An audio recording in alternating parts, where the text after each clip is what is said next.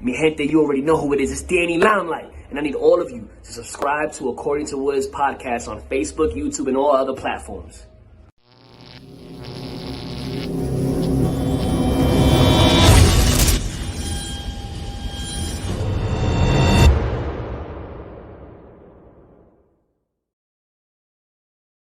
What's good, party people? This is According to Woods, and I have the honor and privilege of talking to my good brother, who is one of the principal co-hosts of the Keyboard Warriors MMA podcast on Facebook, YouTube, and wherever you get your podcast from. He is the great Eddie Law. Eddie, what's up, bro? First of all, that is a dope ass intro you have right there with Limelight, right? Yeah, Danny Limelight. Yeah, that's a dope ass intro. I gotta get me one. But hey man, appreciate you having me on, dude. So it was a lot of fun to shoot the shit with you. You've been on our show a bunch of times and everything, so it's nice to be on the other side of this whole thing.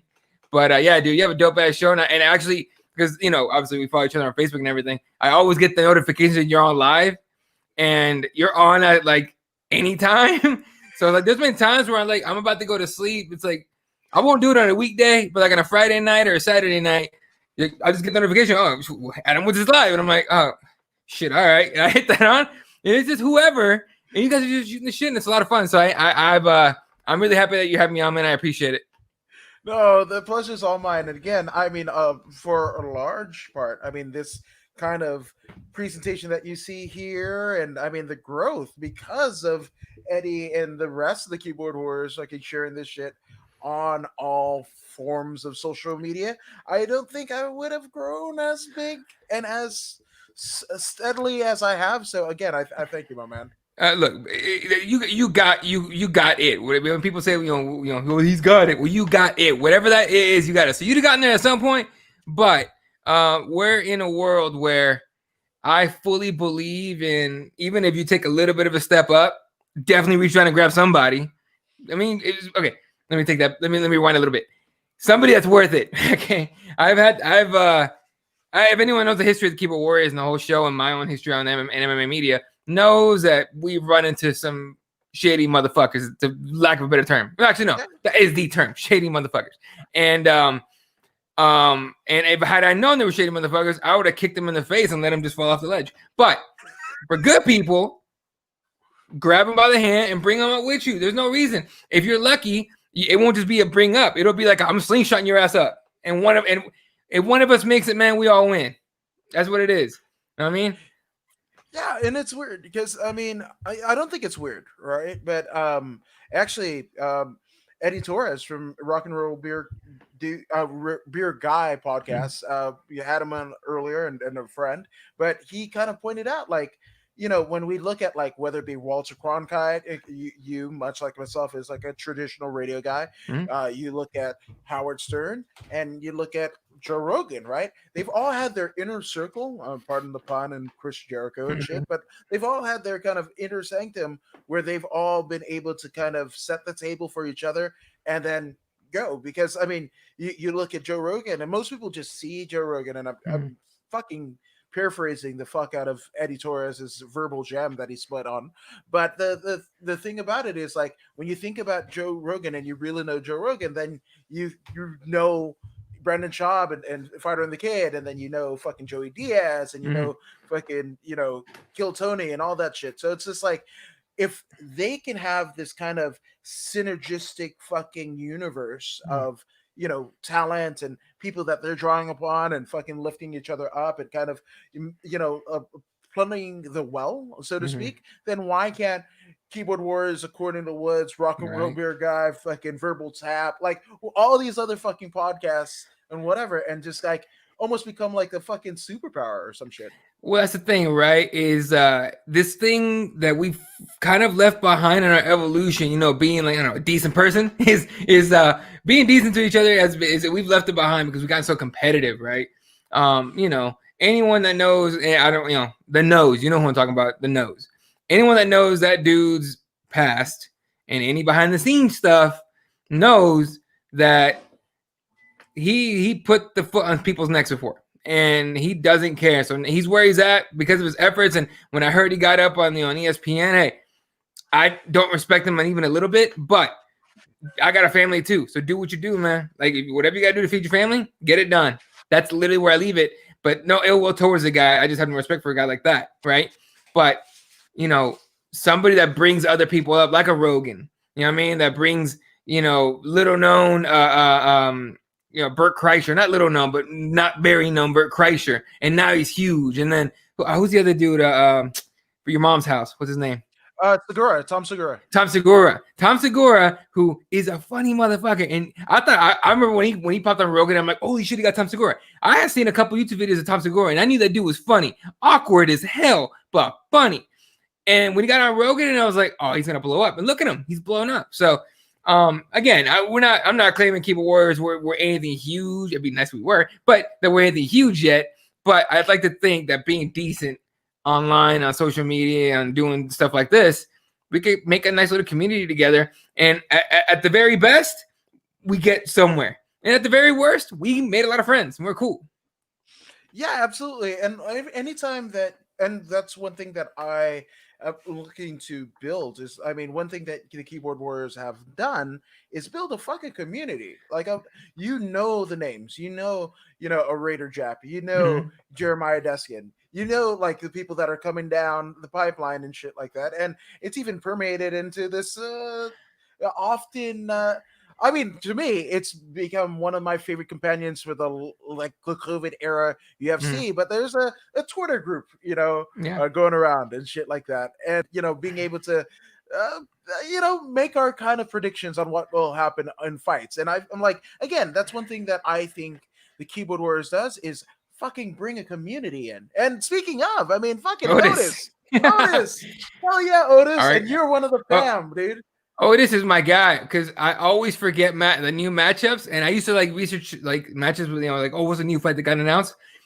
Otis, I give you all the credit, dude, because I literally jump on the show and I just wait for you to show up to tell me who's fighting next and shit. Otherwise, I have to Google it during the show because I used to look it up, but right when I was going through my notes, I'm like, oh, we gotta talk about this fight's coming up. All right, cool. And Otis would just throw in the comment section. I'm like, what the fuck am I even doing? Here you go, Otis. You're on. You know what I mean? Otis is the man. I appreciate you, dude. Yeah, 100%. Which he has, dude, and I appreciate Otis as well. Fucking dope motherfucker you are. And he said, Thiago Santos and Glover Teixeira, folks. Can Santos deal with Glover's fucking groundwork? I will say we don't even have to get to that point. I think can Glover handle Thiago Santos' power? Look, it's one of those things where everyone's just like. Because you have a high level, for example, Khabib versus Gaethje. What was the idea? That Gaethje's hands can stop Khabib's takedowns or away, right? Obviously, that didn't work out because Khabib's a next level crazy motherfucker. But if Thiago's coming up those leg surgeries, those leg injuries, and he's coming back, mostly healthy. If he's 100%, first of all, holy shit. But if he comes back at 80, 90%, Glover's going to have to get through those strikes. He's going to have to put pressure on Thiago to get him down. And I wouldn't be surprised if Thiago puts the pressure on him to force his shot, sprawl, and just beat him up a little bit. So, look, bottom line, Thiago Santos is not Lionheart. All right? And I'm not trying to diss Anthony Smith. I have mad respect for that dude. However, he got Glover Teixeira 2 fights in a row. All right? He got taken down and then held down and then beat up on the ground. You're not doing that to Thiago. So, And yeah, I know this talks about the knees. His knees are messed up. I totally agree. All right, but again, Glover's going to have to go through the hands. And can he do it? We'll see. Look, Glover can win. Don't get me wrong. Glover could go in there, totally make me look like an idiot, and just take him down and beat him up on the ground. But I don't think we give Thiago Santos enough credit. I forgot what his record is as far as submission wins and losses, but either way. If you want a prediction, I'm taking Thiago Santos in that fight. How does it happen and where? Knockout. 205, right? They feel it out. I'm going to say late first round or middle of second round. I'll go second round knockout. Wait, isn't this, it's a main event, right? Isn't this going 5 rounds? Theoretically speaking. Right, but Thiago Santos hits like a hammer. And he's not fighting John Jones, who's going to be like in and out, right? Like Glover's got decent boxing, don't get me wrong. But I don't know. I might just have too much faith in Thiago Santos, or maybe I just really want him to fight for the title again and win it. But either way, Thiago Santos by knockout. Ooh, See what I the like fun it. is. Fuck it. I mean, that is it, and that's one of those ones where like you fucking don't know what's gonna happen, and it Exactly. sounds like, it sounds like something that is cliche, but I mean, this one for sure, and I mean it's weird because I fuck this COVID era of fights have been like the fucking damnedest thing, Hmm. Like I can't remember what even the last pay per view was. Like I fucking don't remember. Oh wait, that was Habib. That was Habib. Habib, yeah, Habib. Yeah, but it's just like there's a fight every weekend. I know that I'm gonna fire up the ESPN app at either 1 p.m. Pacific Standard Time or 4 p.m. Pacific Right. Standard Time, and there's going to be a UFC fight. Which Otis says, "Hey, remember when Eric Hmm. Spicely Yep. and Jared handled Santos on the ground? I know that was 2006, but Thiago looks lost on the ground at times." Yes. Which I mean, fuck. What do you think about like Brazilians that can't do Brazilian jiu-jitsu? Obviously, we had JDS. There's, Hmm. I mean, it's almost like being a Jackson that does, or an Osman that doesn't sing or dance, right? Right. So yeah, yeah. Brazilians that aren't good at jiu-jitsu, I'm just like, what happened? But I usually kind of put that up to them falling in love with their hands, right? Damian Maya is the backpack. Like you will never hear slander about Damian Maya's jiu-jitsu. It's impossible. No one will ever do it. However, for a time being, if you guys remember, he fell in love with his hands. He thought he was a knockout artist. It didn't work out very well, right? So I think that's what happens to Brazilian fighters. I don't think. I mean, some of them just aren't good at jiu-jitsu or are facing a higher level guy. But from being, for example, in tournaments, okay, and I know I'm not Brazilian, I'm Mexican, but from being in tournaments and all that, like sometimes you just face someone that's like a badder motherfucker than you on the ground, and that's what it is. And you're right. I think Glover's ground games is probably better than Thiago. I just don't see Glover getting him down. I just don't. You know what I mean? And part of that is me hoping he does it. I want to see like a war on the feet, but and I want to see Thiago Santos fight for the title at some point. But yeah, dude, it's just yeah. Do you think with the knees though, do we see like Thiago Santos bust a Vince McMahon at like Royal Rumble 2006 and just fucking blows both kneecaps and just sits Again. there? Yeah, Dude, Vince McMahon did that and then laid there. yeah. And didn't he get beat up some more? No, he still was like, what the fuck? Because they did the whole spot, like, what is it, Bret Hart and Lex Luger, Yeah. that Yeah. WrestleMania or whatever, and Oh then yeah. he's still fucking trying to like from his ass, Yeah. still try to fucking work Yeah, shit. he's talking shit and all that. Yeah. Then his son, what's his name? He has a son. Shane, thank you. Oh my god, I can't even remember that. Like I haven't honestly, I stopped watching wrestling regularly when Eddie Guerrero passed away. Rest in peace, because he was my favorite wrestler of all time. The only dude. Like he was the dude to me. When he beat Brock Lesnar, beat Brock Lesnar. When he beat Brock Lesnar, I was just like, holy shit. But when he passed away, that really fucking sucked. And I stopped watching for a while. And then The Rock not being in it, I just stopped caring. But I remember whenever Shane O'Mac was out there, he would most of the time, and apparently he's still doing it because I've seen clips on YouTube. At whatever 40-something years old that he is, he's a psycho. Did he jump off a cage recently? Yes, that was what, like WrestleMania, whatever the last WrestleMania that they had. Yeah, he with jumped. the crowd. He jumped off a cage and is like, I remember I saw the clip on YouTube. His kids are right there, and I'm like, yes. Yeah, ballsy motherfucker. Yeah, he's trying to be his dad so badly because Vince McMahon on all the steroids and whatever he's on, but that dude still is a psycho. Yeah.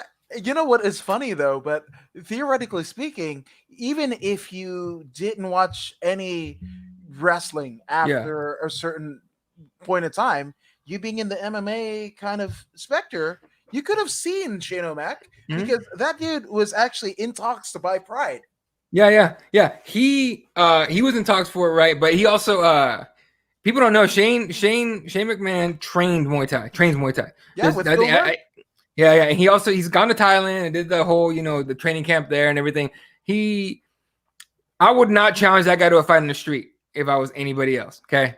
Like I trained Muay Thai plenty in my day too, but I'm not fighting that dude. That's ridiculous. No, 100%. Which Gold Diamond says, hey boys, Stu here.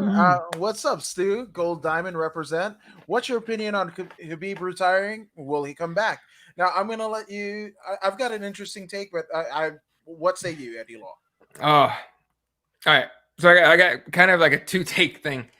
My personal take is I hope he doesn't, because I think there's something to be said for not just a man, but anybody, but like a guy like him saying, I'm done, and actually being done. Like, my word is my bond, dude. If I say this, it's what it is, right?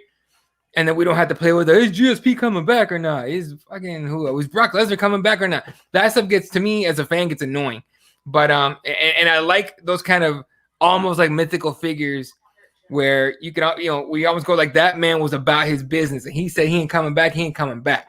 Now, will he? Realistically, I think that 30-0 is way too big of a goal that his father put for him, right? I think he's gonna look at that 29-0 and be like, "Oh, mom, can I do one more? Come on, just one more. One more. I got my boys with me. I'm good. Like, I learned everything Pop taught me. Yeah. All right, cool. Dana, feed me the chicken. Feed me your chicken again. I want to beat the shit out of your chicken again. Or who else was they talking about him fighting? GSP. I don't want to see him against GSP. I don't care. I like GSP. I'm done with GSP though. I'm done. Yeah. And if GSP try to come, first of all, for that fight to, I don't know about matter, but you can do that 170, but I don't care to see it at 170. You know what I mean? Like, everyone's like, yo, GSP can make 155. And I'm like, cool, okay, we've seen GSP, get the fuck out of here. But yeah, dude, I don't want him to come back. I really don't. I want him to just be done. You know what I mean? Just as like, so you can see a figure of a man you can respect, but realistically, I think that 30-0 mark is way too juicy and way too inviting, I guess, whatever you want to call it. Because I don't think he's about the money. I'm definitely not about the fame. But I think he's gonna start coaching his guys and get in there and all that, and then he's gonna get bit by the bug again. Hey, mom, can I fight one more? Come on, just give me one more. All right, cool. And he'll get a yes, and he'll get in there, and he'll beat the shit out of the chicken or whoever.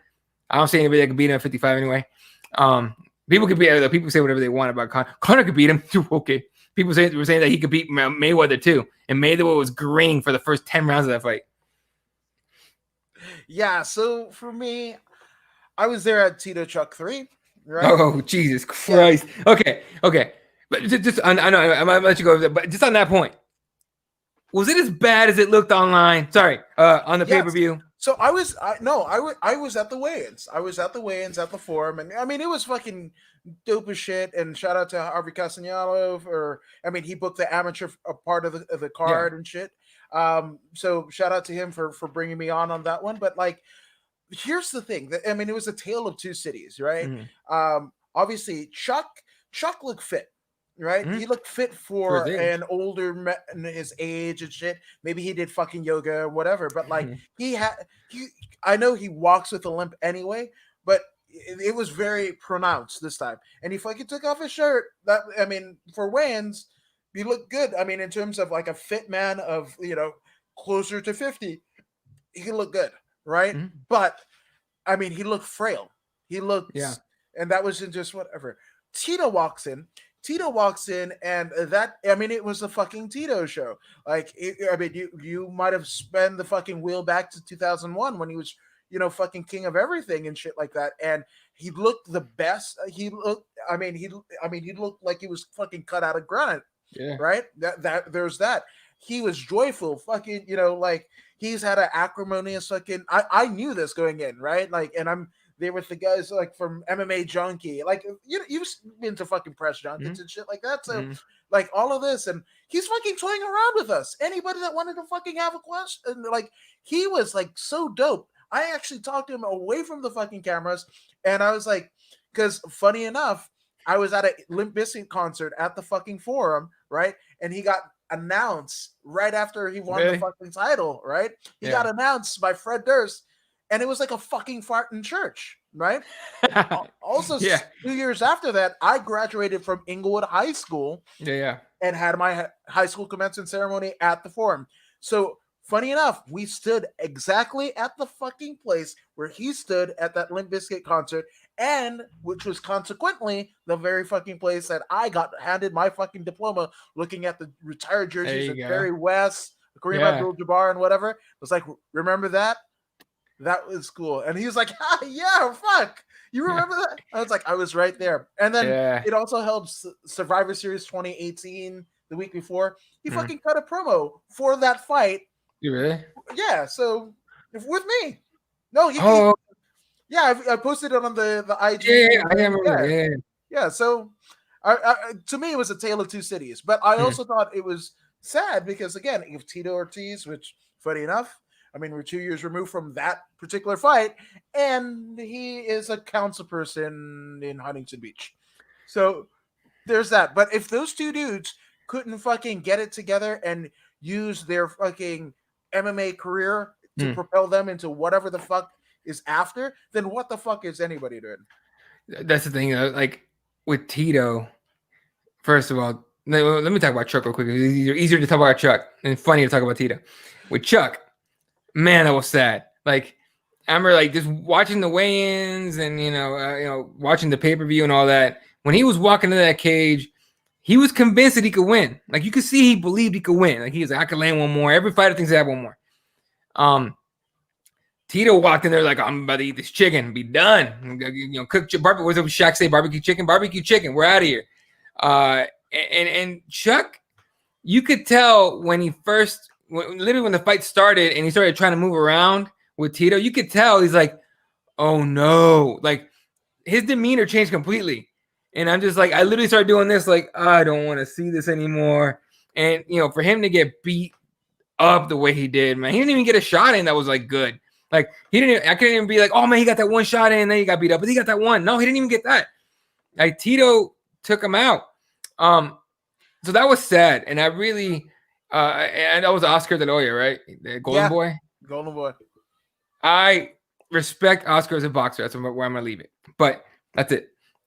For what he did with Chuck Liddell Liddell, this motherfucker. With Chuck Liddell. What he did with Chuck Liddell, man, that was, and I get it, we're in America and freedom and all that. You can do whatever you want. I get it.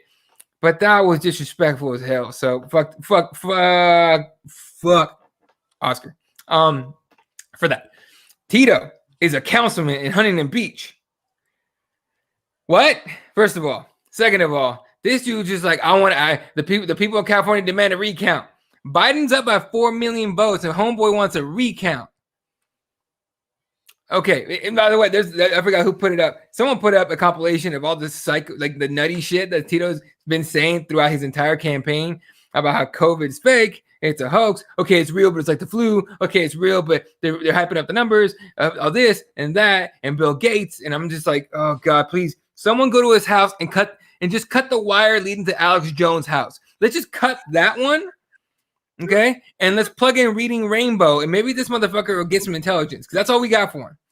But the people voted for him. I wonder if they voted for him like, okay, let's see what happens. You know what I mean? Because and it's funny because I wasn't surprised. People was like, oh my God, I can't believe Tito won, and he's in the council person. I'm like, first of all, city councilman, and I went to journalism school, graduated from University of Arizona, broadcast journalism degree.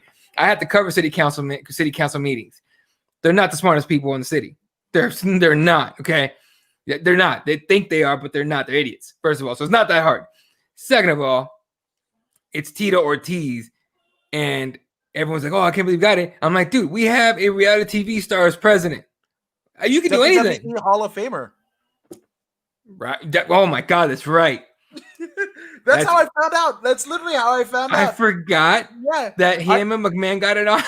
Yeah, and I mean, the only time WrestleMania has been in consecutive places, that would be 6 and 7, and that was at Trump Taj Mahal, right? Yeah. And the funny thing about it is, like, it's just like fucking, it's wrestling 101, right? Yeah. But the thing about it is, like, Linda McMahon steps away from the WWE, fucking runs for Senate, $12 million in the hole, steps away from her cushy desk job in Stamford, Connecticut, right? Yeah. And then donates $8 million to the Trump campaign and becomes small business chairperson. Well, she took the L too, right? She got beat twice. Oh yeah, no, twice. $12 million fucking burnt. Bye. I don't know why she thought she could. It's almost like one of those things. Like you're like if you're a business owner of any kind, you got any kind of money, right? Most of the time, your wife doesn't really work. She might come in and play around in the office, whatever. But that's about it. It's like, I take it to like, I compare it to basically a businessman like having his wife come over and be like, "Oh, I want to go back to school and get my master's," and the husband going, "Okay, okay, go ahead, go ahead." And 2 weeks into class, I'm tired of going to class. Okay, fucking told you. Like, you know what I mean? That's honestly like, I'm sure she has her qualities and all that. I didn't bother listening to her speak or anything, but I'm just, and I give her credit for whatever she may or might not have accomplished. But at the end of the day, everyone knows her for being Vince McMahon's wife and for being part of WWE, not because she accomplished any damn thing before that, really. And honestly, hey, all fairness, I do not know her personal story. So she might have, but apparently, if I didn't know it and other people didn't know it, nobody knew it. Yeah, it's I don't know, fucking weird. Just things are weird. Things are weird. And I actually found out back in 2016 on a wrestling site that I had a fucking piercing migraine headache, took a dive, whatever, woke up at 3:00 in the fucking morning, go on Raja.com, and WWE Hall of Famer is the 45th president. And I actually thought fucking Jesse Ventura made a run in. Like, I thought, like, D's Nuts was already like 60, so I was like, yeah. Dude, you gotta hand it to that guy. A lot of people hate Donald Trump, and I understand why, and I totally get it and whatever. I have very little to say about that dude either way, but you gotta hand it to him. WWE Hall of Famer, all the shady shit he's done in his life, Trump Steaks, Trump University, where he screwed a ton of people out of money. One of the biggest crooks, if you know his background, one of the biggest crooks out there, and still managed to be president and still managed to make a lot of people think he's a stand-up guy. He may look the most. I'll give him credit for being able to say how he feels at any point, regardless of consequences. But that's it. That's kind of it. Like, otherwise, like, you need to read up on this dude, look at his background, look at his history. And I mean, all I gotta say is Trump University, dude. Is just like, what the fuck was that, dude? Like, you really did that to people. Damn, that's crazy. My dad had. Did he? He was a student, yeah. So whatever happened to that? My dad passed away. Oh damn, sorry. No, I mean, he kind of got out of Dodge, I think. Yeah. So fucking hey, I'm just saying, So RIP Dad. So now Otis wants to know what I've learned was there are black belts like Poirier, Belfort, Woodley, and I would even include Rashad Evans in here, right? But then there are cream of the crop black belts like Maya, Rani, and Mackenzie Dern. No, absolutely, 100%. No. Just look at the jiu-jitsu world right now. Who's the king of the fucking, at least the no-gi mountain, because he won't do gi? Gordon Ryan. Yeah. Gordon Ryan is the man. Right under him, I put Craig Jones. All right, and Craig Jones is a little quieter. And then you got the usual legends like Andre Galbao. Yeah. Buchecha. Cyborg. Who else you got in there? I mean, obviously Dern on the female side. There's a lot of high level, and Otis is 100% right. There's black belts, and then there's like bad motherfuckers, and the bad motherfuckers, king of the mountain is Gordon Ryan. Y'all, first of all, y'all keep talking shit about this man. Go for it, okay? Oh, he won't get in the gi. You better hope he never gets in the gi. I'm telling you right now, give this man 6 months to train the gi, and he will wrap it around your throat and take your head off with it. All right, this man is insane. Like, he's insane. And I mean, just first of all, go on his Instagram and he comments back to everybody. He feels like he's the smartest man in the room. Whether he is or not doesn't really matter. But the confidence this guy has that he's gonna, and he tells you when he enters tournaments, like, I feel bad for everyone in my division and in the absolutes. You know what he does? He goes in there and wrecks everybody. And it's not just heel hooks anymore. All right. Not first of all, initially his main thing was rear naked chokes. That was his main thing. This guy's an expert at taking your back and then taking your neck off. And then when you're defending that, at some point you get your legs under 20. He takes your heel or your leg. He takes your knee, whatever you got. So stop talking shit about this man. Appreciate greatness, even if he's an asshole. All right, Michael Jordan did it. I'm not saying he's Michael Jordan. Okay, Relax. But Michael Jordan was an asshole too, but he was great. So I mean, I've met and interviewed him. Like it was actually crazy. The actually I didn't interview him. One of my compatriots at Free Admission Media, John Arredondo did. But So there, I don't know if you remember, but like there was supposed to be that EBI combat jiu-jitsu, Yep. whatever. It was like him, Barnett, Werdum, and then somebody else, like a fucking notable heavyweight and shit like that. And then everybody, Gordon got injured, then fucking same thing with Barnett, something contractually with Verdum. Werdum and shit like that or whatever. But like he was there, he already him and his gal. I thought Gordon was like maybe about 5'9", 5'11". No. That motherfucker is the biggest motherfucker in the room. He doesn't look like him versus Barnett. Like it doesn't. If you look at him, it doesn't seem that far fetched. No. And first of all, with that whole tournament, I really want to see him versus Verdum, not Barnett. I mean, look, Barnett's a bad dude. He's, and that would have been a great fight, sure. But I want to see Verdum versus Gordon Ryan, because Verdum was the guy that hit Colby Covington in the head with a fucking boomerang.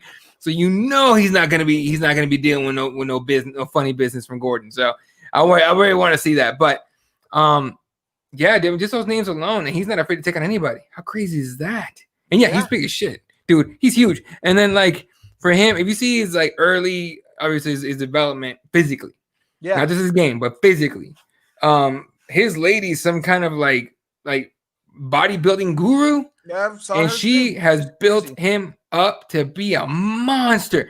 And I know people say like, oh, jiu-jitsu, and obviously I'm wearing my represent jiu-jitsu shirt, but there's like jiu-jitsu, the size doesn't matter. Yes, it fucking does. All right, yes, it does. I've rolled with higher belts than myself that are way smaller than me, and I'm heavier and I'm bigger and I'm stronger, and I can at the very least stall them out and not get submitted. Okay, so relax with the size shit, people. It matters. And believe me, you look at, there's a reason Andre Galbao is jacked as shit. Okay, not because he wants to look good. Maybe he does, but not just because he wants to look good, but because it works. Fuck, have you seen fucking Paul Harris lately? Paul Harris is on every juice from every dude. His muscles got muscles and his veins got muscles. That is a freak of nature. I'm waiting for him to like not pop out. I'm waiting for him to physically just explode with whatever the hell he's on. I'm like, dude.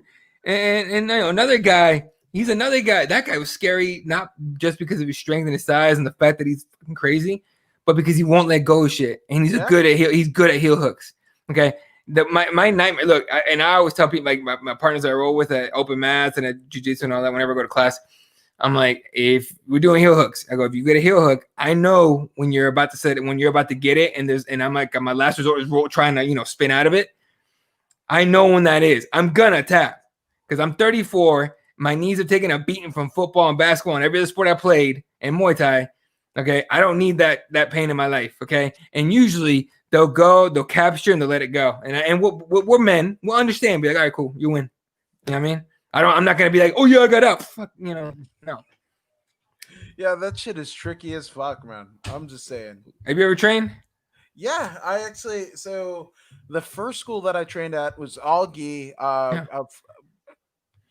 Husband and wife, belts under John Jock Machado, Matt and Jill Baker, right? And I fucking did that literally like, and I have spurts like this, right? 6 months fucking at Bakersfield Brazilian Jiu-Jitsu, right? Mm-hmm. 6 months, and I'll fucking go 4 to 7 times a week, morning, noon, night, whatever the fuck, right? And then not train for 2 years. And then I ended up at fucking Fight Academy under Savant Young and Heinrich Watzmer and shit like that. And Herb Dean would come in and whatever. But 6 months of that, 4 to 7 times a week. And it's been about 3 years since I've last trained. So yeah, fucking A, man. Dude, it happens, man. It happens. Like I train usually pretty consistently. I 34 times a week before the whole quarantine COVID thing. That hit in around March. I haven't trained consistently since March. I've been doing like once a week for the past like 2 months. And anyone that trains, obviously, like you don't really get a lot out of it. You do once a week, right? Yeah. So, but it happens, man. I'm hoping, I don't know, numbers are spiking, so it's fucking long, fat chance that we get, back to normal anytime soon. But I'm hoping that once we get to, these numbers back down and everyone's chilled out and taking care of each other and themselves, like I can go back to going every day and, and getting some training in. But for now, I'm on the what I'm calling the 10-year blue belt plan, where I'm going to go as much as I can, but it's not going to be all the time. Yeah.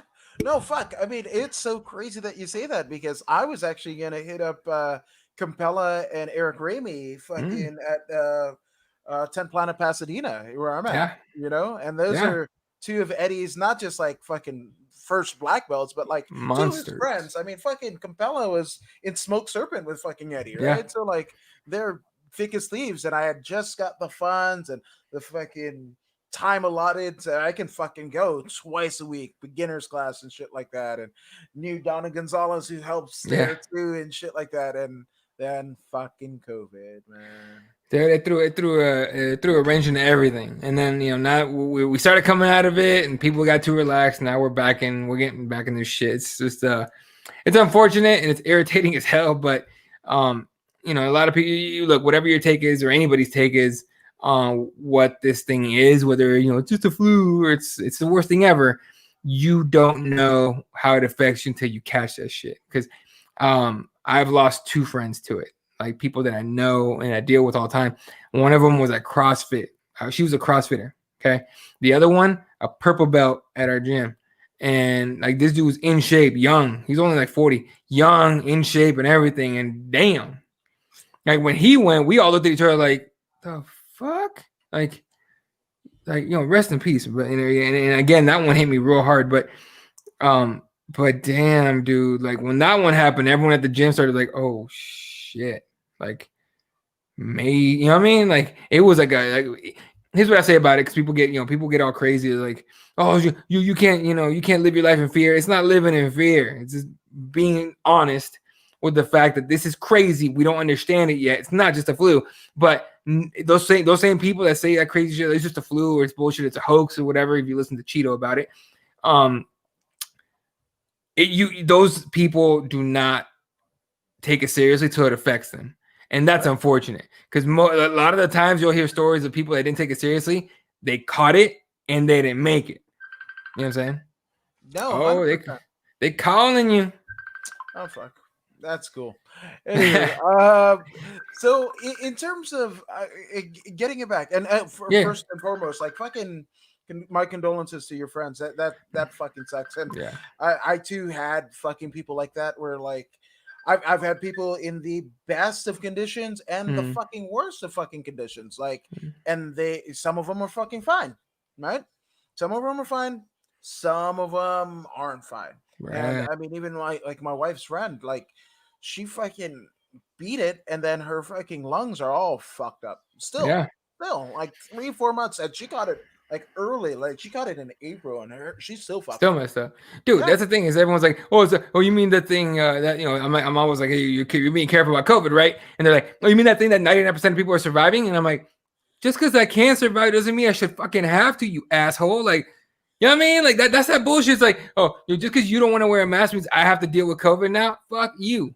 It's the same reason why it's like, I don't have to wear a mask is freedom. I shouldn't have to get sick. It's freedom. The fuck is wrong with you? You sick fuck. And like, first of all, how gross are we? How gross are we as people that's what happens? Like, we all go to like a bar and everywhere. Like, you can imagine, like when they shut down bars and everything, and then they open it back up and everyone's getting sick again. It's like, we're literally spitting in each other's mouths when we talk. That's just gross. Like, we're disgusting. That's just, that alone grosses me out. I get grossed out in the fucking lyric of the Missy Elliott song. Yeah. I'll give you a taste. Oh, you fucking, that'll give me the fucking deep. Missy Elliott, no one talks about Missy Elliott anymore, because she wasn't an awesome rapper, and she wasn't like, but she was a groundbreaker for female rappers for sure. But she's a producer more than anything. She's really great. So yeah, no one talks about her that much anymore. I completely forgot about her. Yeah, so she was a big girl. She was rapping everything. She lost some weight. She's like, I'm done. Like, yeah. Oh, but I think she got like lupus or some shit. Like, she got like, some really? Yeah, that's the reason why she lost weight. It wasn't like, I thought she just get. Damn, no, all right. It was some fucked up shit. But I mean, whatever. But in retrospect to Missy, I'll have 100 Missies, and I wasn't fucking a fan of her at all. But I would have that over the stallion or any tattooed face. Bro, dude, my youngest daughter listens to Megan Thee Stallion, and it takes everything in my power not to grab that kid's phone and throw it as fucking hard as I can into the ground. Because everyone's, because people look, there's a couple takes you can have on it, and the main take that I hear is she's giving females a empowerment over their sexuality and everything. Hey, cool, whatever. That's not fucking music. You can say whatever you want.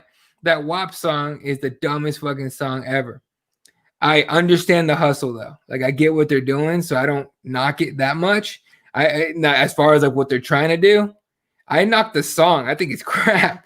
Like I can't listen to this new rap, dude. There's very few like new songs and rappers I can listen to. Like I'll go years listening to old school stuff, and then like a Kendrick Lamar comes out. You're like, oh hell yeah, this is good stuff. Or even I hate this dude. I don't really understand why, but like Logic comes out, who lyrically, and the way it had like flow, he's pretty good, right? So I listen to him, and then lately Joyner Lucas, like Joyner Lucas is dope. You ever heard Joyner Lucas? I know the 1975. Okay, no. Joyner Lucas, look it up. Joyner Lucas, ADHD is his album. Okay. I think it's the name of the album. But that whole album is fucking dope. It goes back to the old school, like it's not about, hoes and cars and shit like that. It's about real shit. And like he has, for example, he has a song called Will. It's about Will Smith because he looks up to Will Smith and that's his guy. He has a song with Will. So he put that out there. Somehow got hooked up with Will Smith's son, Jaden or whatever his name is. And then Jaden hooked Joyner up with Will, and they created a remix of the song. What? You know what I mean? So yeah, hey, look, if you haven't listened to Joyner Lucas, highly recommend Joyner. He's gonna be big soon, hopefully. And then Logic, again, people hate him. I don't understand it. I like his music, and that's about it. But all these other ones, like little whatevers, I don't fucking. Ooh, I can't. Like, who was that one jackass that snitched on everybody? Oh, the 690. Yeah. So I remember I saw him and I was just like, whatever. And then he snitched. And so, because he kept popping up on my Twitter, I was like, fine, listen to some of his music. Oh my God, it's garbage. Yeah. And so, man, I'm just like sitting there going, so then I read up about him. And it's just like, you can go Google anybody and you have pictures of like when they're younger.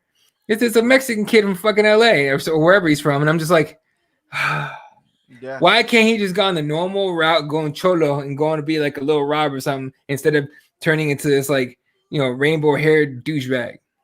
But I don't know. I don't think he would have gotten where the fuck he got. But I mean, what? I don't know. We live in a time where like fucking selling out the Staples Center was 2 fucking YouTube stars and shit. Yeah, who was that? That was one of the Paul guys and the fucking. Another person that isn't of Asian descent but has a Asian name. Dude, the Paul dude is one of the Paul brothers is fighting Nate Robinson on that Tyson Holyfield card? No. It's Tyson Roy Jones. Yeah. Roy Jones Jr. against Tyson. They're the co-main event. Is Nate Robinson, former NBA player. I won't say star. He was good. He was fun, but he wasn't a star in my opinion. But we can't get into basketball some other time. But still, Nate Robinson was one of the Paul brothers, and I'm sitting there going like, "Bruh, like that's the Coleman you guys came up with for the Tyson card." First of all, it's $50. I don't know about you, but I'm gonna pay $50 for it and still watch it. So, yeah, fucking hey, dude. Yeah. Well, the thing about it is, I don't know what Nate Robbins. I think it was just drawing the fucking short straw, right? Where like they probably wanted a bigger name, right? Yeah. And then couldn't get it or couldn't agree on price, much like all things in contract negotiation. So they got like Nate Robinson, right? But obviously pulling in one of those YouTube guys again, they have, Staples Center, StubHub or Bank of California, Home Depot, whatever the fuck you want to call it, like fucking place in Carson. Yeah. Right, where the XFL team was essentially, he has drawing power in LA, right? Yeah. But then again, there's no crowd, so what the fuck? Like, they're going off of that since he did that little YouTube card. They sold a lot of. It was like $10 or something like that to buy it. Was it? I think it was. Like fucking. I thought the live gate was like million something. Right. The live gate was good, but the pay-per-view was like $10. Okay. So it was like obviously on YouTube, right? So I remember I was home and my oldest, he's in college and he stepson, but he's in college and he hits me up, hey, you watching the Paul card, Paul fight? And I go, what? There's a Paul fight tonight. And I'm like, who's Paul? And he sends me the link And I'm like, dude, you just sent me a pay-per-view. I'm not paying $10 to watch somebody I don't fucking know. I'm like, he goes, he goes, I bought it for the door. He was living in the dorms. I bought it. We're all watching it here in the dorm. And I'm like, okay, well, let me know how it goes. So I got curious and I found a stream for it, allegedly. And I watched it allegedly. And that wasn't boxing. That was weird. Like, it was just two dudes throwing like whatever they could. I'm like, all right, that's $10. I guess you spend more on alcohol, right? So Yeah, and I mean, I know folks that trained both of them, right? yeah, So yeah. Oh, okay. I was just like, I'm glad you guys got a payday. That's cool. Look, man, I am not one of those people who's gonna knock somebody when they're out there doing what they gotta do to make a buck, right? Like, unless you're doing some evil shit, then fuck you. But like, if you are, tricking a lot of people into making them think you're an actual journalist all the way to, ESPN, and you have a show called the MMA Hour for a long time, and you're tricking people into making think you actually have a brain, and you really fucking don't. All you have to happen to have is the fact that you had access to a lot of these fighters for a long ass time, and you stepped on a bunch of other actual journalists all the way up to ESPN. At the end of the day, you get that check for your family. Do you, bro? I'm not gonna knock that at all. You're a piece of shit, but I'm not gonna knock your ability to go make that money. So if these Paul guys are making money, cool. I will watch them fight each other. And I know it's kind of fucked, right? Like two brothers fighting each other, but I don't think they're past that. We had Brett versus Owen. That was my fucking era of WWF. So fuck. I remember that being fucking. And again, rest in peace, Owen. Because goddamn, yeah. But I remember seeing that when I was a kid, and I was just like, what? They're gonna what? Yes. What was he Blue Blazer at that point? Or he was just Owen Hart. No, well, he had been. It's funny enough, bringing it back to Trump. He was Blue Blazer at that Trump Tower, one of the Trump Tower. yeah. I think 88. Yeah. Right? Whatever one that was. But 88, something like that or whatever. But then, he went right back to, because after the Blue Blazer, he went to fucking Germany, Japan, everything like that. Actually won the IWGP fucking junior heavyweight title and shit like that. And then he actually had a stint in WCW. No kidding. He did like a fucking 2 month whatever, and then went back to the WWF, and then fucking teamed with Coco Beware. Yeah. Then Jim the Anvil, and then That's so crazy. Yeah. I remember seeing that, and again, I'm more when I was younger, I had to catch up on all the wrestling because I wasn't around for all that. I was born obviously 85, but it wasn't like I was super aware of it. So I was I went all historian on this shit when I finally got old enough to start watching it. So I remember I was like, oh shit, Blue Blazer and all this stuff, and just hearing about how Owen died, I was just like, fuck. I remember when I first heard about that, I was just like, dude. And for some reason, almost like you're seeing Boys in the Hood is where they go. You want to see it? You guys ever seen Dead Body? You want to see one? They go find the dead crackhead or whatever whoever got killed. It's almost like that. It's like, you want to see a dead body? You shouldn't, but you go anyway. It's almost like that. I remember someone sent me a link hey, it's video of it, and I was like, huh? And it wasn't video of it. The video of it has been locked away, and no one in power has ever. No one in popular whatever out here has seen it. But it was video where they're doing the promo for him, and all of a sudden, ladies and gentlemen, something just happened. This is not part of the show, and I was like, shit. And this is what's his name? Jim Ross. Jim Ross. Thank you, Jim Ross. And then they did this year they did one of those dark. Oh, Dark Side of the Ring. Thank you. Yeah. Yes, Dark Side of the Ring. I watched that, and I was glued to my screen, through the interviews, and the guy he was supposed to wrestle that night saying he looked blue. Yeah. And then Godfather, Yeah, and then the King Lawler. Yeah. He comes out and he goes, I think he's dead. And then the way Jim Ross goes, they told me in the earpiece, he just passed away. Go ahead and tell everybody. Fuck, what? Yeah. You want me to do what? That's crazy. And we haven't had that happen in a long time. I think the last couple of times we had a wrestling death that I remember, obviously Eddie Guerrero, but the Chris Benoit one was crazy because I remember I was just like, damn, that was Eddie's best friend. Like you knew that story, right? Like Yeah, like fuck you knew yeah. they were best friends even then, and even though sometimes they have to wrestle each other, but like I remember as soon as I heard Benoit died, I was like, damn, and all I can remember was when I forgot who Benoit beat for the title, and Randy Orton, wasn't it? I don't remember. No. It was like if you're talking WCW, because right before he jumped to WWF, he Yeah. beat Sid for the fucking title with No, Sid. right. then- I'm and talking then- about WWF because it was Eddie Guerrero was champion already. He had just beaten Brock. Right.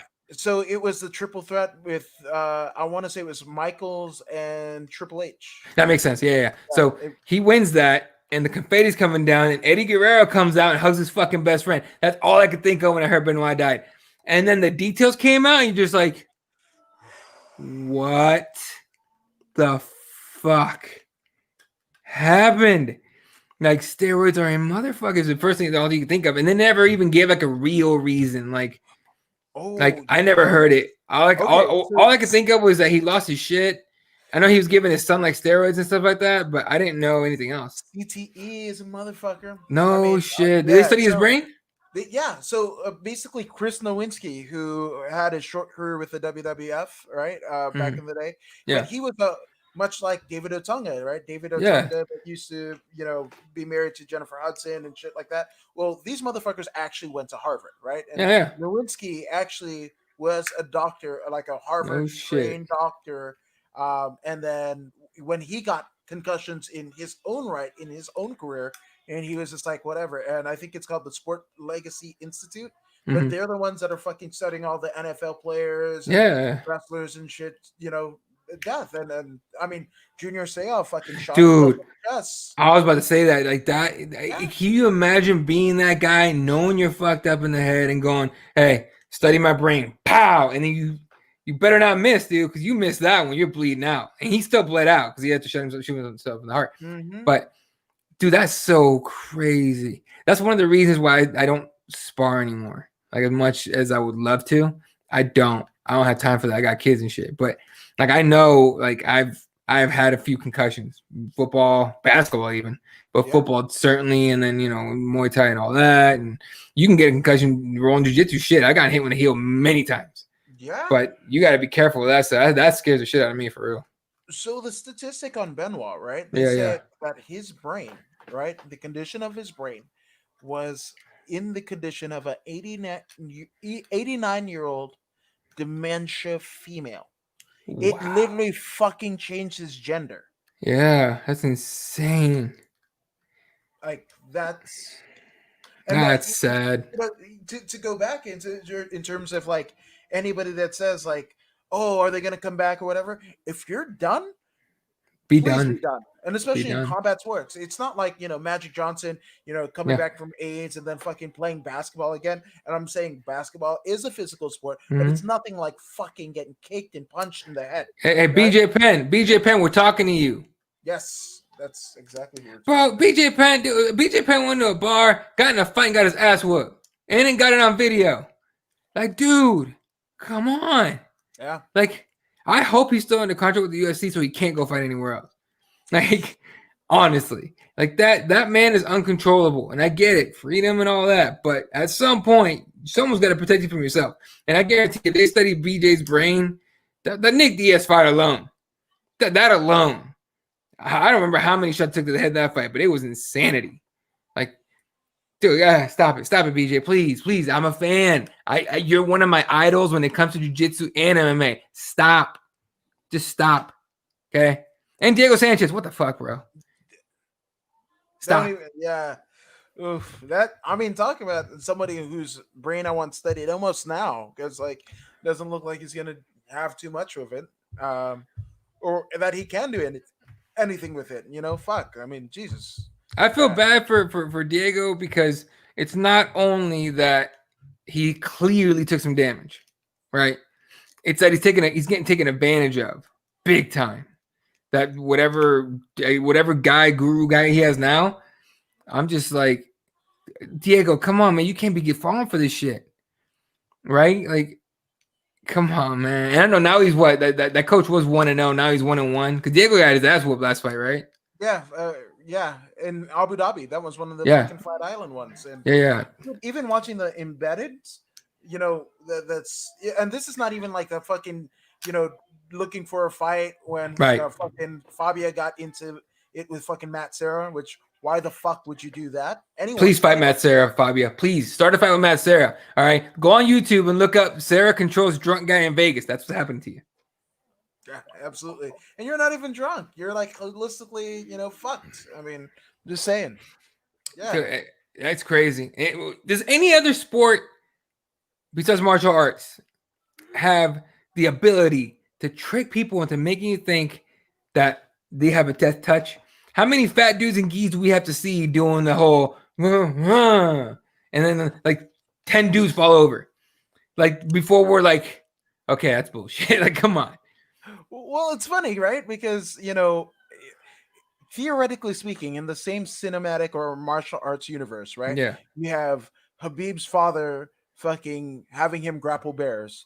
And then you also have fat motherfucker that looks like the other dude from Borat. And Yeah. the one touch fucking fly 30 feet. Like that's in the same fucking that's kind of like within 100 miles of each other in old country. Holy shit, No, dude, it's fucking crazy. And then like oh man, what was it? To me, I compare those fake martial artists to like I forgot who it was. This is one dude that clearly has had a fuckload of plastic surgery, but he was like, we're gonna blow away COVID-19. It was him and like 4 dudes on this. He's a church guy, evangelical, I think. I'm not sure actually, but so don't quote me on that. But he was on there. He was like COVID-19. Oh yes, the Kenneth Copeland. Yeah. And he had from that shit. And he had 4 dudes with serious faces on, going oh, and I'm sitting there going like, what is going on? I'm not even high right now. What is going on? Like I was laughing like a dolphin on fucking crack. I could not stop. I was like, dude. But here's the thing: somebody's giving that asshole money. Oh yeah, because the thing before COVID was I think he got into it with one of the Inside Edition fuckers. Because like he bought like 8 jets and some shit. Like it was like fuck out. Fucking A. And I thought Joel Osteen was an asshole for buying the Astrodome. He really went and bought 8 jets. This motherfucker. Yeah, he was like, "Don't you tell me what you can do with my money." Like that was the effect of what this guy said, and called the lady a Jezebel and shit like that. It was, dude. I mean, Old Testament. Only in America, man. You gotta appreciate this wonderful country we live in. Only in America can you be a piece of shit and be one of the richest people in the world without even trying, just selling voodoo. And I'm not talking religion. I'm saying voodoo. That was. And Joel Osteen, fuck that guy. You telling me during the middle of a hurricane you can't open your doors to let some people in? What kind of religious man are you? You're not a Christian. A Christian would have opened that door immediately. Like, yeah, fuck it, bring him in. Let's go. Oh, dude, the floor's getting flooded. We got a stadium. Go up. What are you doing? Immediately, you eat the costs, right? Don't worry about it. Which is sponsored by Mercedes-Benz. They fucking opened up. The NFL, and I know I forgot the lady's name that owns that team now. I know I think her husband passed away not too long ago. Okay. I think it's the team, but it's the New Orleans Saints, and they were immediately about it. Like, no, let's go, bring them all in. I don't even care. Don't even worry about it. Just come on in. Like, that's humanity. That is humanity. Not I didn't know they wanted to come into my my Astrodome, bitch. The fuck. Yeah. I'm telling you, man. I think like we have a hard time already with these politicians, but just for everybody to be falling for assholes like this guy, it does not surprise me that people actually look at the politicians and think they give a fuck about us. They don't. Now, I'm not gonna get political on here because I know everyone's fed up with that, including me. But if we're really gonna sit here and be like, oh yeah, this guy's running for whatever fucking position you want, and he cares about us, he's gonna fight for us, it's gonna be the same story as the last guy. No, he's not. That's it. And that's either side, both sides. Every side. The only one, look, man, the only ones that care about you is you and your family and your friends that you hold dear. Those are the people you need to hold close and in high regard. Don't look at these random motherfuckers that just because they're from your state and they're running that you think they give a shit about you. Because when the rain hits and there's a hurricane, they are not opening their doors for you. Guaranteed. No, that's fact. That is fact. Now, some facts that Otis is bestowing on us is obviously, I don't know if you know, but Kevin Holland is beating Jack Hermanson because Till got hurt. Fucking dropping truth bombs from, yeah. First of all, I had Jack Hermanson winning that fight, but I was looking forward to it. Kevin Holland might be had the biggest set of balls in the entire roster. Yeah, I'll take that fight. Like, dude, I bet you if Francis Ngannou was set up with somebody and his opponent fell out, Kevin Holland would be like, yeah, I'll take that fight. Like, I might win. God damn. All right, hey, that's an 85. Yeah. And Holland's an 85er or 70er. He's 85er. Yeah. Yeah, because he was talking shit to Izzy the other day. Yeah, he was talking shit to Izzy the other day. And I'm just like, hey, settle down there, Kevin. Chill. All right, that's a different guy. No, you don't want that at all. No. Fucking. And apparently, we're getting Neil Magny and Wonder Boy. So that's Jeff Neal, isn't it? Oh, is it Jeff Neal? I want to say it's Jeff Neal. Okay. So your take on Jeff Neal, Wonder Boy, solid fight. It's a good fight. Like honestly, I feel like what's his name, McMaynard or whatever. Yeah. He's probably calling up Joe Silva like, hey man, I'll give you $100 for a setup. Who do you think I should put together? And so I was like, all right, there you go. And it's like fire. I miss Joe Silva. I know he's a douchebag, but I miss Joe Silva setting up fights.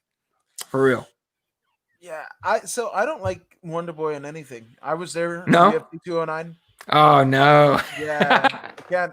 Same thing with Tyron Woodley. I mean, was that Brooklyn or was that? No, that was Vegas. Vegas. Yeah, and I even had a pass here for a little bit. But by the way, UFC, you missed out, you idiots. UFC 209 and not a Diaz brother to be seen anywhere. Yeah, idiots. No shit, right? Anyway, no yeah. Shit.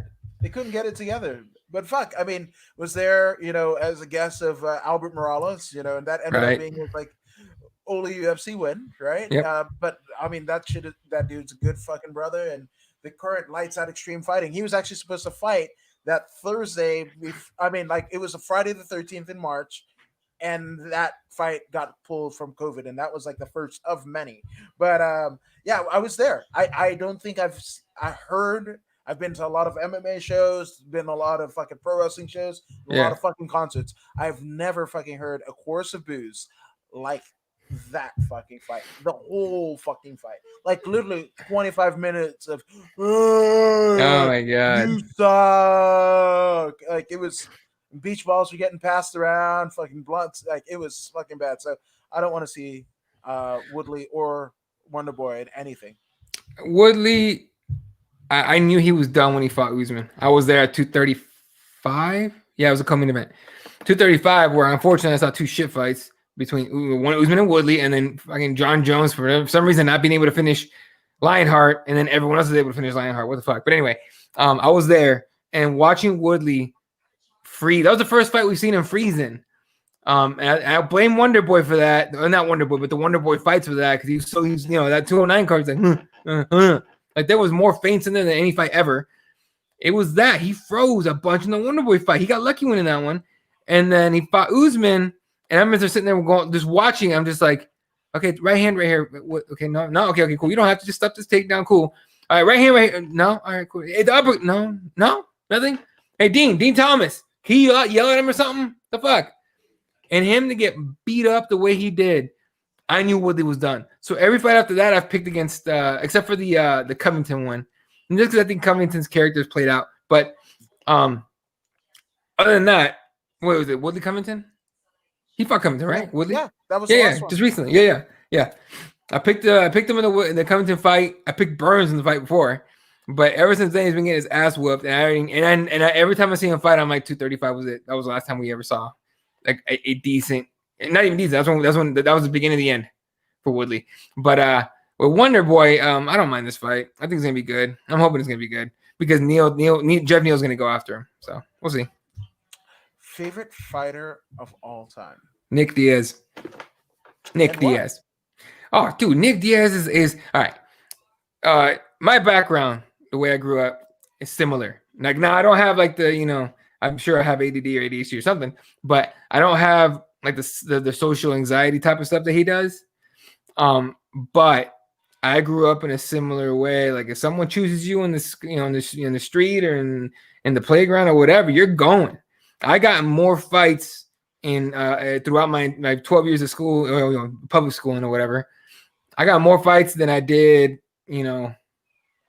fucking sense. You know what I mean? Like I got in fights all the time, and it was just one of those like it got. I mean, I was bad. I was a hothead though. I used to be a real crazy hothead. Like you looked at me the wrong way. I'm like, what the fuck you looking at? Let's go, bitch. What's up? And that also comes with coming from a different country. I came from Mexico, so learning the language in third grade. I didn't know the language yet, and so anytime I saw a kid laughing and it looked like he was laughing at me, I'm like, just in case, I'm gonna smack shit at you. I don't know, right? So that aspect of it, and then to just be a bad motherfucker and take on Takanori Gomi and make it look easy at times, right? To get beat up and come back and then win the WC Strike Force, win the Strike Force title against Sentex. Yeah, Paul Daly to get knocked down, and he was hurt. Don't I know the Diaz brothers have legendary chins, but he was hurt, and to beat not submit him, but beat the shit out of him to finish the fight, dude. But I think the number one thing, the reason I like the Diaz brothers so much, but why Nick Diaz is my number one guy, is that no matter what, it doesn't matter where or when or how or anything, you are going to hear how he feels. Everything that guy, you can say, oh, he's intimidating, whatever. That guy wears his heart on his sleeve. All right. And it's a big old middle finger on the sleeve at all times. And like, so I see a lot of myself in how he grew up, right? We grew up very similar. That's why, because he's a bad motherfucker. He's the guy who's not going to lie to himself. He's not going to go in and be like, I'm the best. I'm the best. Ooh, I'm going to whoop his ass. No, he's going to go in there scared out of his mind, but he's going to do whatever he's got to do to get your fears to the surface. He goes in there against Anderson Silva, one of the greatest of all time. And he tries to get in his, and he does. No one's ever talked to Anderson like that. Now, even Chael Sonnen didn't do that in the cage, right? Lays down in front of him, pops back up, shows his back. This thing right here where he's like, the elbow's out, which nobody knew what the fuck was going on. But it almost, to me, seemed like Nick Diaz was just trying to taunt him into throwing something because Anderson Silva was a counter striker. So, like, it's just a lot of that, right? So, people will talk shit about Nick and Nate, and they can if they want to. Oh, Nate's not even relevant, and he don't want to fight nobody, and whatever. Say whatever you want. Those two men know who they are. And for guys like them and myself and guys that grew up in that kind of environment, you come out with that. You know who you are because you went through those battles. I know who the fuck I am every day of the week, Adam. Every day of the week, I can tell you who I am because I don't change because I know who I am. All right. How many fake motherfuckers do we know in this business, lack of a better term, that on video, like, dude, when we get off this thing, or even before we started, I'm the same guy, right? I'm the exact same guy. I'm not changing for nobody, right? Because I know who I am. And so that's why I'll say I'm like a DS stan, right? Like anytime those guys fight, I'll go. The same reason I know a lot of people hate Masvidal right now. Same reason I like Masvidal. I got in that fight between Nate and that fighting between Nate and Masvidal was a hard one to watch because I was like, I like both guys, right? And it was like, ooh, it's kind of crazy, but end of the day, like. It's because of that, because they're real, and I'm not getting a character the way Colby does it. I'm not getting a character the way Chael did it. As entertaining as those guys are, don't get me wrong. It's fully real, and they live that life. So that's why Nick Diaz is my favorite fighter, and that's why I respect the Diaz brothers. I love it. No, and I've met both Nick and Nate, and they are respectful. Like they're fucking great. I love those dudes, and so shout out to both of them.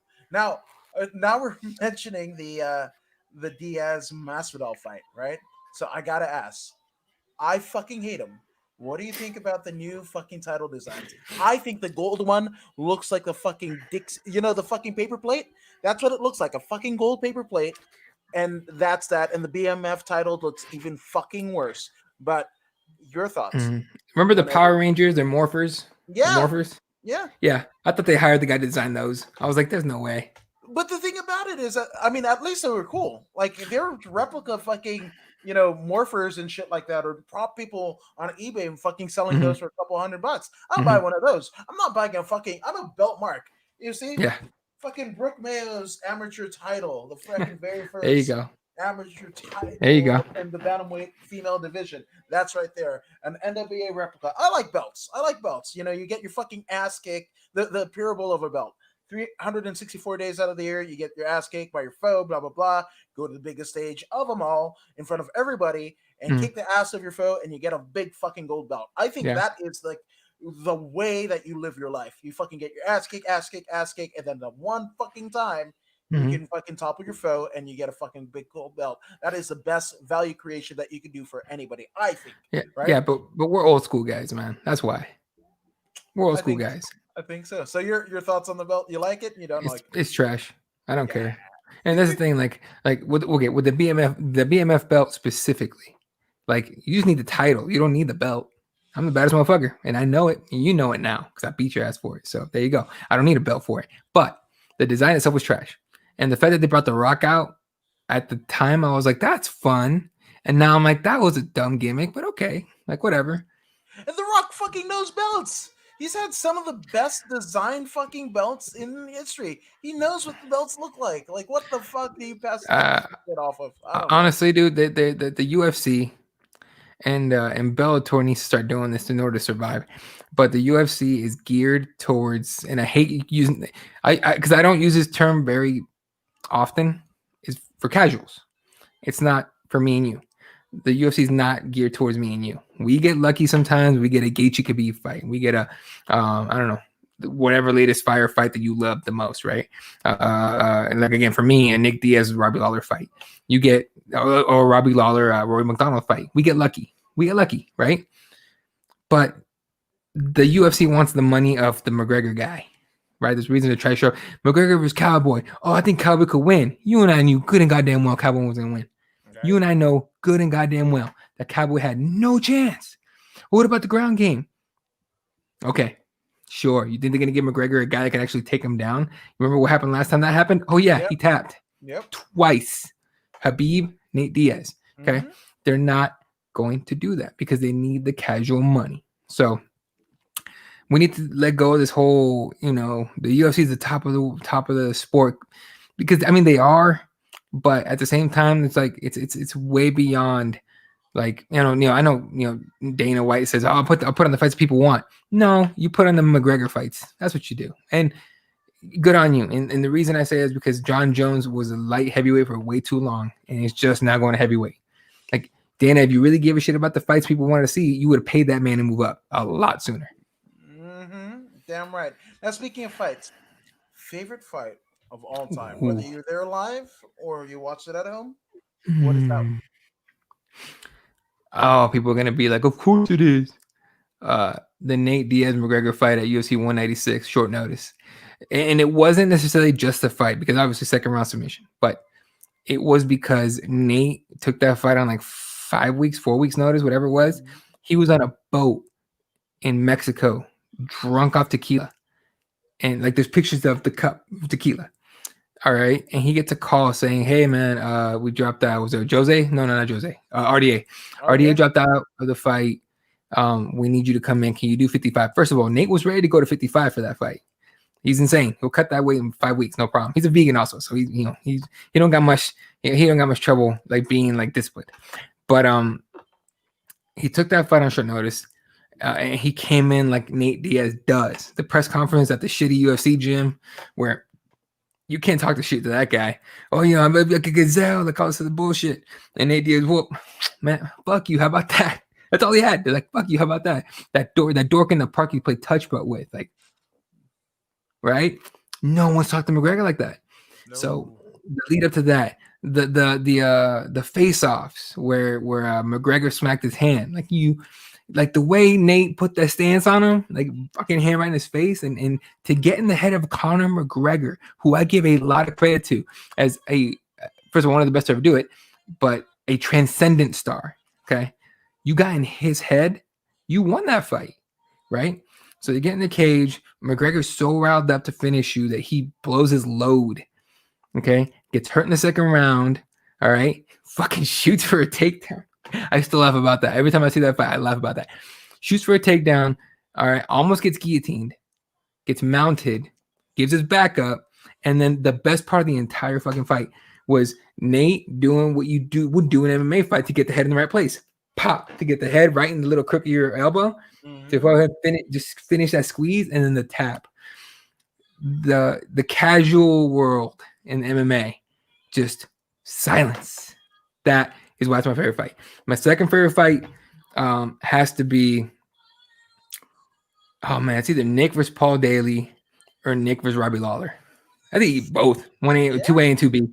But and again, DS fights. That's what it is. And then third would be Cain versus Brock Lesnar, because he's in my top 5. Cain Velasquez, one of my favorite fighters of all time. And that fight he had against Brock, when everyone thought, oh, Brock's huge, he's gonna beat his ass. Like the best part of that the whole fight to me was the when Brock is trying to grab him.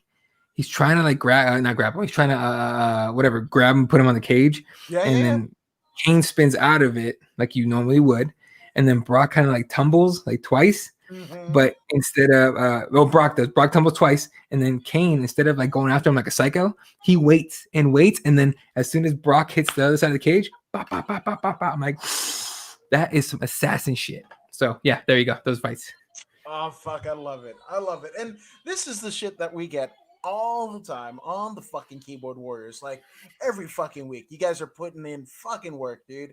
I mean, 4 or 5 years. We had Fred Kirby on last night, and I mean, fucking hey, A, dude. And I gotta shout out my boys. I'm sorry, just real quick. that's what we're here to do, man. Yeah, no, Fred Kirby is one of my favorite human beings, because that dude, like, first of all, I think, and I caught some of the show. I didn't catch all of it yet. I was, had some stuff I was literally at, cause my brother gets married tomorrow, and I was at the wedding rehearsal. And then the rehearsal dinner, listening to you guys or watching you guys on my phone while I was there. But so I didn't get to catch the whole thing. But I know I think Fred gave you some of the story of how we met up and everything. I had the pretty much same exact start. We ended up on that MMA chat hour. It was Rich Davey, the Vanilla Gorilla, Rich Davey, old school. And I was on the chat one day. I forgot what it was, a forum, and I was in the chat one day just talking shit to them. And Rich Davey hits me, "Hey, you want to be on the show?" And I'm like, all right, cool. So I take it on there, and Fred's on. Jeremiah Deskins is on from MMA, from the Hardcore MMA show. Shout out to Jeremiah. He interviews actual fighters. Y'all want to get that shit? He's busy right now, but when he gets going, he's weekly. But all those guys are on there. And then after Rich stopped doing it, just out of nowhere, he got busy. A website called Toothless MMA hit me up to be a writer, and I was like, fuck, all right. I mean, I'm a professional journalist at that point, but I got spare time. Fuck it. So I started writing about MMA and all that for them.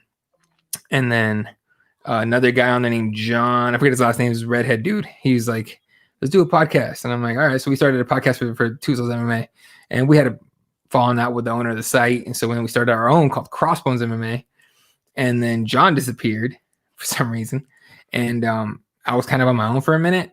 And then I ended up meeting Nick Pilecki, who is a Mexican dude that looks like he's a black dude out of Houston, or out of not Houston, out of Texas, somewhere in Texas.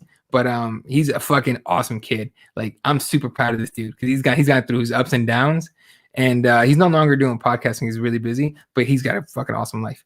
But I ended up doing with him, and then me and Fred reconnected, and it's been a few years. I've lost track of how many years, but like, if you go on the Keyboard Warriors YouTube page, there's over 600 videos, and he's almost all of them. So, so it was that kind of thing. We've grown together, and then Jesse Rubalcaba, who's our other guy on the Keyboard Warriors. Here's how cool Jesse is. All right, we had not met in face at all before this, but I told him, he lives in near LA, and I'm just like, hey man, I got a jiu-jitsu tournament in near Anaheim, and I was like, I'm gonna head up there, and jokingly I'm like, we should meet up. He goes, yeah, sure, we'll do it. And I'm like, all right, cool. I'm bullshit, right? So I get to California, and I go to my hotel, and I'm getting just getting some sleep, and the next morning I'm like, I'm on weight, I'm ready to go, I'm about to head out. He goes, hey man, where's the tournament at? And I tell him, just because I'm fully focused on the tournament, but I just tell him where it is. This motherfucker shows up. That's how I knew I have a friend. This dude driver. He lives like 2-3 hours outside of LA, and he drove out. So he drove out, watched me get my ass whooped and get my arm torn out because I was a fucking dumbass white belt. And then I met up with him like a handful of times now. He has an awesome fucking family. He's a dope ass dude, like for real. So like people that say that social media is full of assholes, yeah, absolutely. But if if you're a good person and you're like decent to people, like you're gonna find some gems like the Adam Woods and like Fred Kirby and like Jesse Durecava and Nick Pilecki. Who else do we have? Aaron. Wow, there's a name no one's. Aaron Robbins. Oh yeah, Aaron Robbins too. Yeah. No one's heard of Aaron Robbins in a while because that guy, hey, he got busy and good for him. All right, if you know, you know. But and then of course, rest in peace, Andrew Reed. That guy. Like again, if you're decent to people, you're an honest person, you're decent to people, you're gonna, you'll get people on social media in your life that are just great people. I mean, shit, Otis is on our show every Wednesday. Like you mentioned Raider, MMA Jap, she shows up all the time. My brother Brando, at Museman on Twitter, 82, I think. There's this kid named Stewart. I forgot his handle, but he dropped in here, yeah. I don't know if that's him, but okay. I know he's another. Him and I talk on Twitter all the time. If it is you, man, my bad. But and there's other kid named Drew who's just starting podcasting and everything. So like, I think if you show a genuine care for people, like people will hold you up. So I just gotta give a shout out to all those people and everything, but especially my brothers Aaron and Fred and Jesse and Nick, because like we're still hoping, and again, we were kind of working on it before COVID, but we're hoping that after COVID that we're able to like get together and like do like a Keyboard Warriors reunion and just shoot the shit and just, because we're actual friends. Like Fred Kirby's my brother. Like I can't wait to one day meet that motherfucker and like hang out and everything. But like Jesse, I've met a handful of times. Jesse is coming out here in May. I signed up down to Phoenix. I signed up for a triathlon. Oh shit. I think it's May 2nd. I'm dumb. If I see a fucking challenge. Oh, there you go. I'll hit you up that day. But I see a challenge and I'm like, yeah, I'll do that. Right? Fuck it. It doesn't sound hard. It's fucking difficult. I'm training for it. But he was like, I'll do it with you. And I go, yeah, okay. No, he fucking signed up.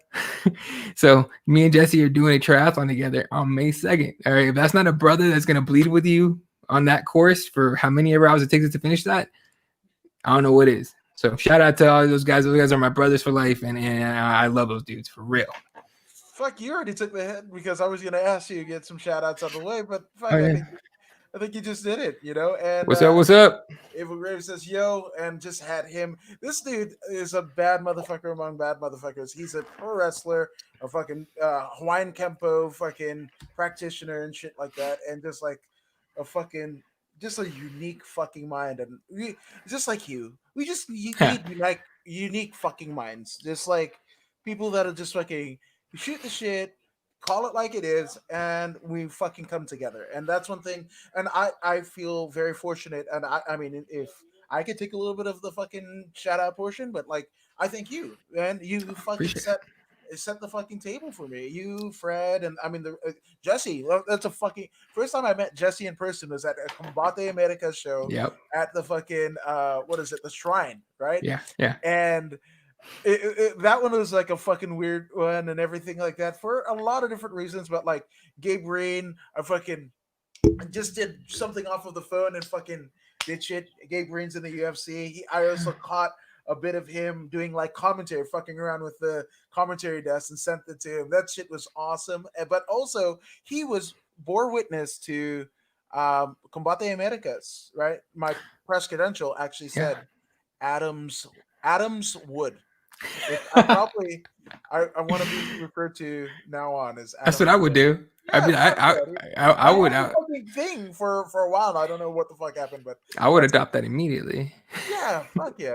But dude, I mean, literally the community that you set up. I mean, I am proof positive that like Hmm. this community works, and I thank you for a lot of the success. I mean, fucking 200 just in July, 200 episodes in the can because Hmm. you guys were like, "Hey, we're using this shit. You should use it too." Use your That shit. was literally it, and so again, Oh. fucking a because you did it for me, and you fucking Appreciate it. you plentied the well so I could fish, and Oh, hopefully I'm appreciate fishing it. strong on the shoulders of my good Hey, brothers there. hey, man, just keep putting out positivity, keep raising people and helping people that are worth it, mind you. Okay, like I said, learn from my mistakes.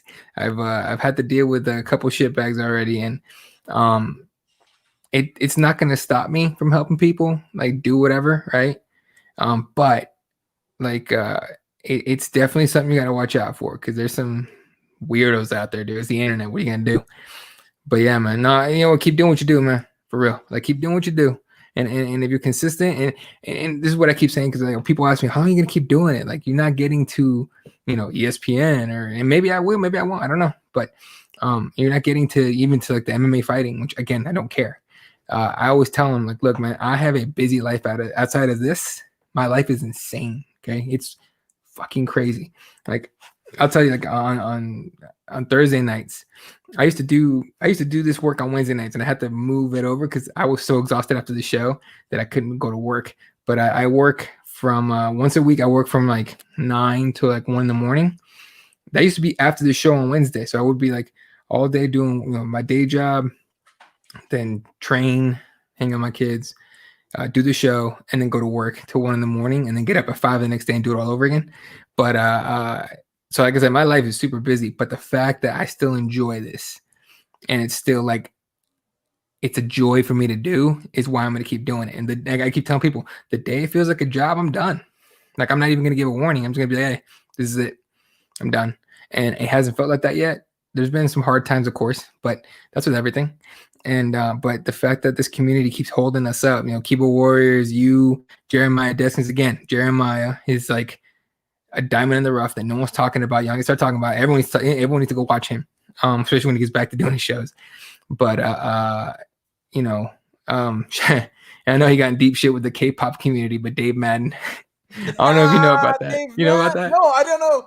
But fucking shout out to the fucking MMA story time. But what the fuck happened? What the fuck happened? Oh, so I didn't understand the whole background of it until I researched it. But he used a meme. Or he made a meme of some K-pop star committed suicide. I know it's sad and everything, it sucks, but he committed suicide, and there was a picture from his funeral where they're holding up some like frame with his picture on it, and he made a meme of the Korean Zombie losing to Brian Ortega and put that on there, and then he put that on the internet. And one K-popper, you gotta hand to the music's not for me, but you gotta hand to these K-poppers, man. These motherfuckers swarm like hornets because they were all over him. Like they put that shit on Twitter and like, do your thing, internet, report this man. And holy shit, they went after him. So that shit's funny as hell. But his thing about Dave Mann is that if that dude had the time to like go 100% in on a meme thing and go 100% in even on the writing stuff that he does, like that dude's another diamond in the rough that people don't talk about. And then who else? Well, there's so many, dude. But like, shout out to, I don't know if you know her, Alex Scafidi. No. Oh, she's follow her on Twitter if you can find her. Okay. I don't know how. Sorry, Alex, if you're watching this, I don't know how to spell your last name, but she's like one of the most decent people I've ever met on Twitter. Like she's so cool, and like she does a lot of fun stuff. Like, people get mad at her for it, but she does fight predictions on Tinder. And yeah, dude, it's so great. She writes, I forgot who she writes for. I think it's Bloody Elbow or somebody, but she puts these up, and some of the answers and questions and like DMs she gets on Tinder, and then they relate it to fighting is some hilarious shit. So, and she's a fucking really good person. She's a really good person.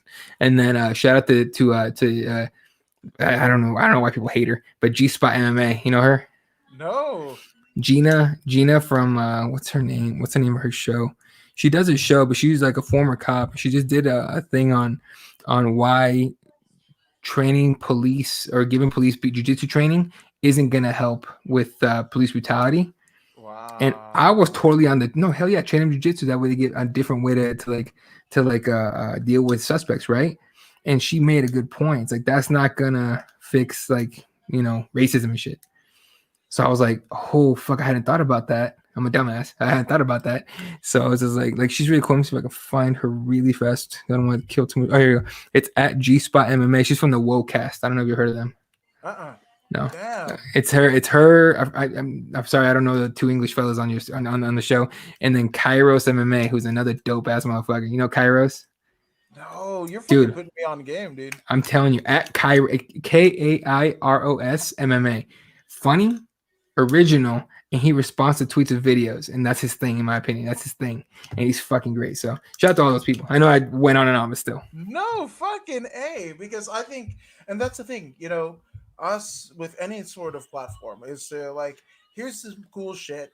You like cool shit. I like cool shit. Maybe we'll like cool shit together. And at a time where everybody's just like fucking, like, I don't know, fucking two hornets' nests getting smushed together and all fucked up and everything like that. That's how it is. We need more positivity. We need more fucking decent people and more connection to decent people. And if it happens to via MMA, then fuck it. Let's do that shit. Yep. Fuck yeah, brother.